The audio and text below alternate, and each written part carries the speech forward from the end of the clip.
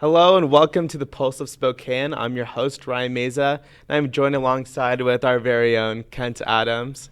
We have a very special guest here with us today, Spokane local. He's now the president and CEO of Kiemle Hagood. We're joined here with Gordon Hester. Thank you so much for joining us today. Oh, my pleasure. Thank you. Yeah, thank you. So you're currently the president and CEO of Kiemle Hagood, a commercial real estate company. Yeah. So what's going on now in Spokane just with COVID and the properties downtown?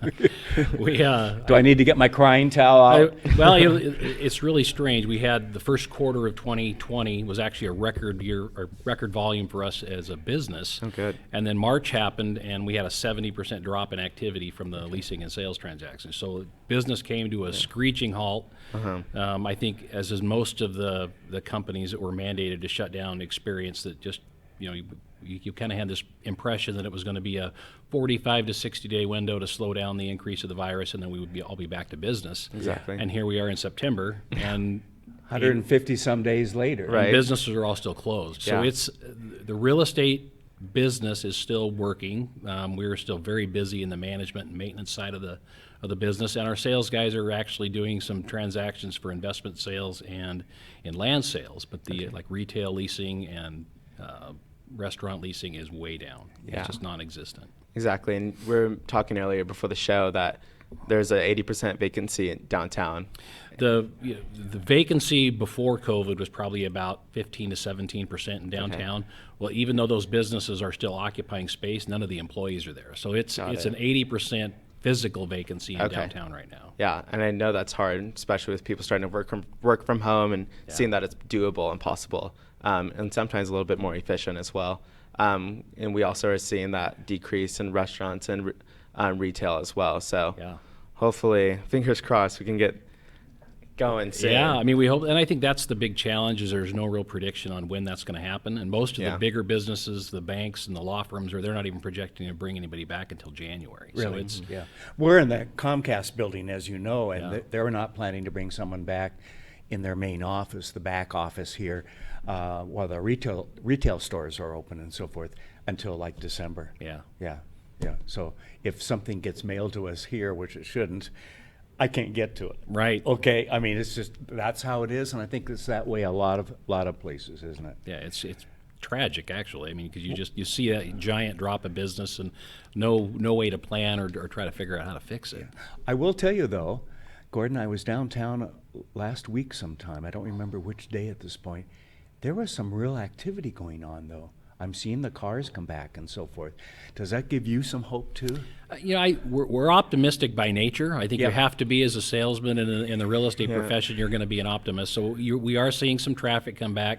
Our office is fully open now, and there's a few other offices that are opened up, and the retail businesses are open and trying to. But you don't have the traffic coming through your office that a regular retail clothing store or something else would have. No. Too. So I mean, they're coming in usually by appointment to see one of your staff or something like that. So it's a little more controllable. Yep. What about restaurants? The restaurant business is tough, and I know the ones that are open, you're trying to operate at a 50% capacity when you just don't have 80% of the people downtown to normally be there, and it's difficult. Yeah. And we've seen some of the closures, and we're hoping that people hang in there. And we had Mark Starr on from David Pizza a few weeks ago, and he said that actually this is the best time to go to a restaurant. You'll never find it cleaner because they overdo it. I mean, no one's in right now. Well, let's sanitize the tables again. I mean, and so forth. And I just feel sorry for those folks because most of the restaurants, as you know, work on a very small margin. Yes. Okay. Yeah. And then when you're down 50 or 60 or 70%, what's left? You're losing money every day trying to keep some of your employees employed and a paycheck and so forth. And do you think we're going to lose some more businesses in the next few weeks or months? Yeah, I think it's inevitable. Yeah. Just every week that goes by where you're not putting dollars in your till, I think it's really hard to stay open. But there's still a lot of creativity out there with takeout and catering, and people are really trying to do everything they can. But that's only going to get you so far. It does, doesn't it? Most definitely. Yeah. And especially with some businesses going out of business, do you see any potential of people starting up their own business and getting a little bit more clients your way?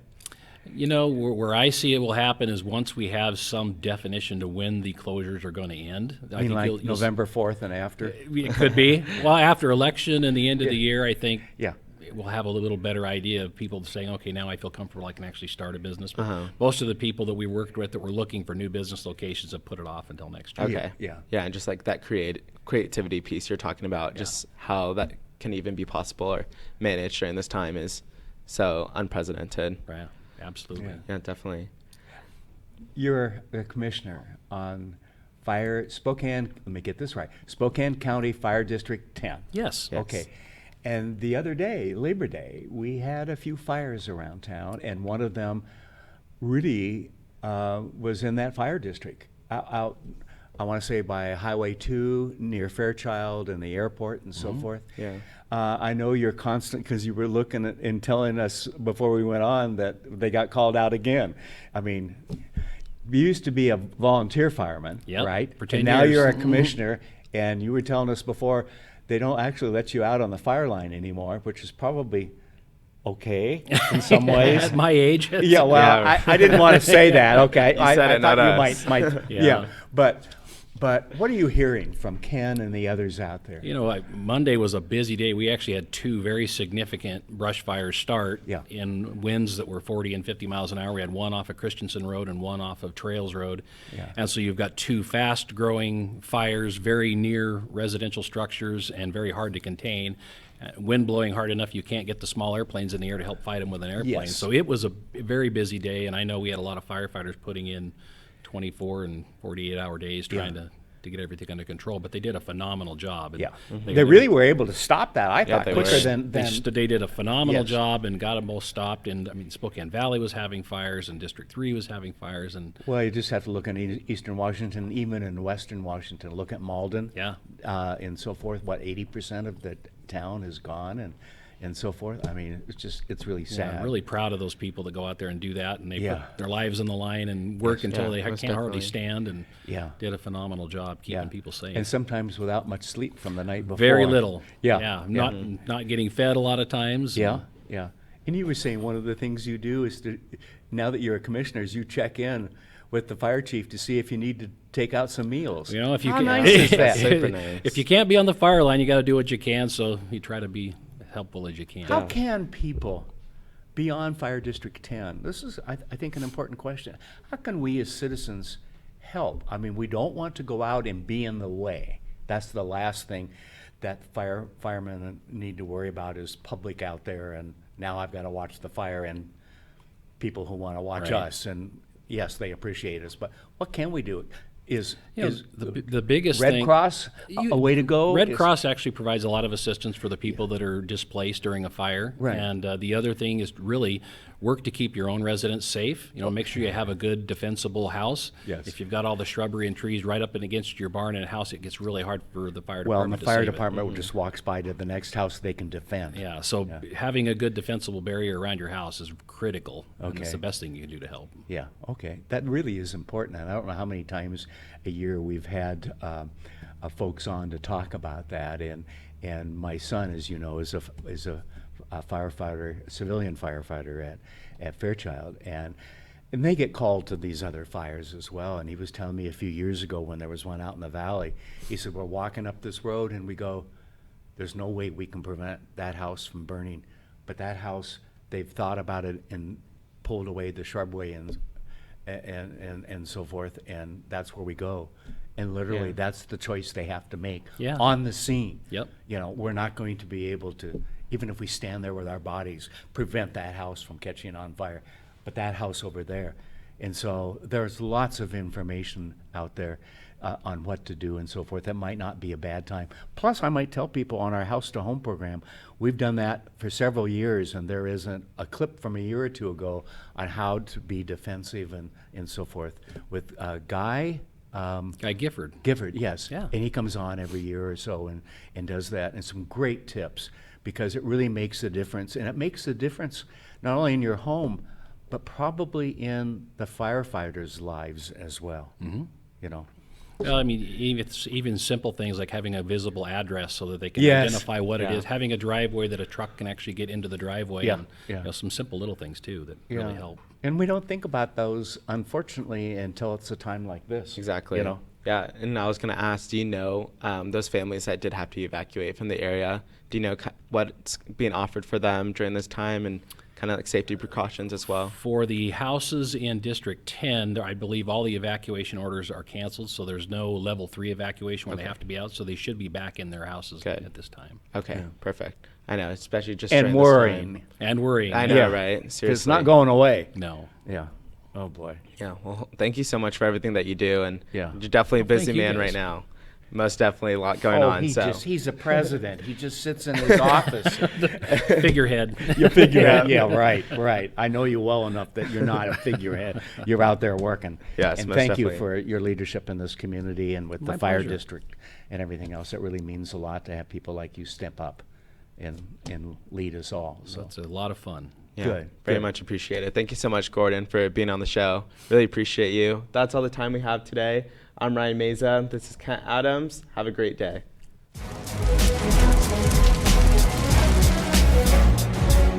This is Bloomsday in Spokane. We got about 40 firefighters and their friends and family handing out 40,000 cups of water as the day goes by. It's a very good opportunity to see the public and support them and help them out and cheer them on during Bloomsday. It's one of the best things about Spokane is that we have these major events and the whole community comes together not just to participate, but to volunteer and show that they really care about our city and making our city look great. This type of an event really is emblematic of Spokane because so many people get involved. We have 50,000 people probably running this race. Always has been a very huge event. Right now we're at the corner of Broadway and Nettleton. It's the last water station before the finish, so people are pretty much dehydrated by the time they get to us. They really need our water. The water stations are a vital part, especially on warm days like today. It's real important that we have the volunteers to help with that. Without the volunteers, Bloomsday wouldn't exist. All up and down the course, there are people that are involved in this celebration. It really is a celebration of what Spokane's all about.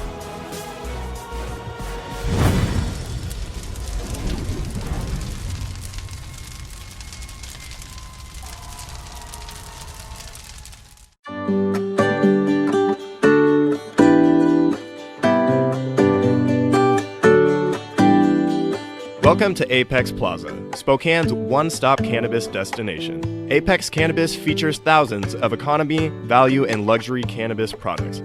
Cannagear features hemp-based CBD products, glass, goods, and gear. Stop by 1325 North Division to experience the Apex difference. This product has intoxicating effects and may be habit-forming. Marijuana can impair concentration, coordination, and judgment. Do not operate a vehicle or machinery under the influence of this drug. There may be health risk associated with the consumption of this product. For use only by adults 21 and older. Keep out of the reach of children. The economy is getting stronger. Banks are lending again, and interest rates are at historic lows. Now is a great time to buy your dream home. The caring and knowledgeable professionals at Homes for You have been helping people just like you for over 20 years. They take the time to listen to what you want and will help you find just the right home in Washington or Idaho. Real estate is what we do at Homes for You, 928-5782, or visit online at homes4uspokane.com. Thanks for watching. Ask the host a question, recommend a guest, or check out any of our other programs on Facebook, YouTube, Twitter, Apple Podcasts, Spotify, or SpokaneTalksMedia.com. Sponsored by Local 29 Firefighters Union, Well Dressed Walrus, and Homes for You.